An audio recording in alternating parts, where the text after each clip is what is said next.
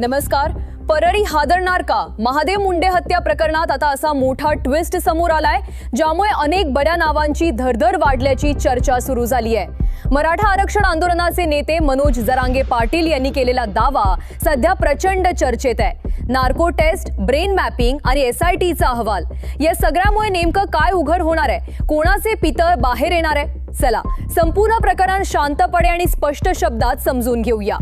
20 October 2023 रोजी परळीतील तहसील कार्यालयासमोर व्यापारी महादेव मुंडे यांची निर्घृण हत्या करण्यात आली. ही घटना घडल्यानंतर संपूर्ण परिसरात खळबळ उडाली होती.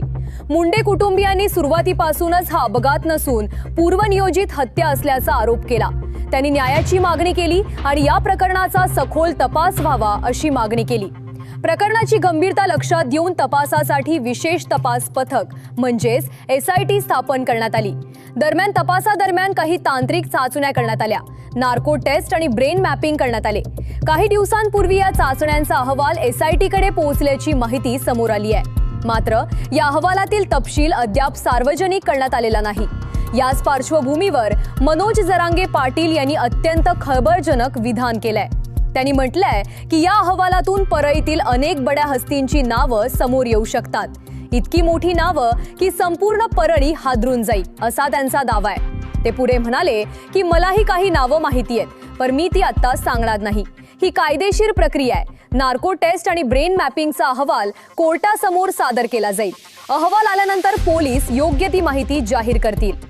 तपास यंत्रणेला अडथळा निर्माण होऊ नये म्हणून माहिती असूनही सध्या ती उघड करणार नाही असं त्यांनी स्पष्ट केलं. त्यांच्या वक्तव्यानंतर परळीमध्ये आणि राजकीय वर्तुळात चर्चांना उधाण आलंय.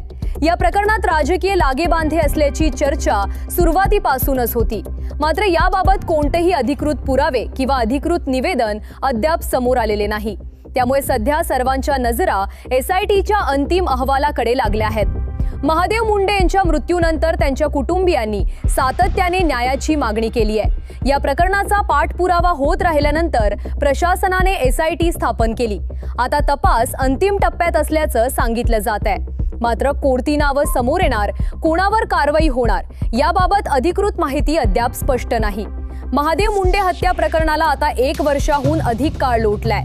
कुटुंब आजही न्यायाच्या प्रतीक्षेत आहे. आता या तांत्रिक अहवालांनंतर काय चित्र समोर येणार? खरंच काही मोठी नावं उघड होणार का, की हा फक्त एक दावा ठरेल? याची उत्तरं लवकरच समोर येतील अशी अपेक्षा आहे.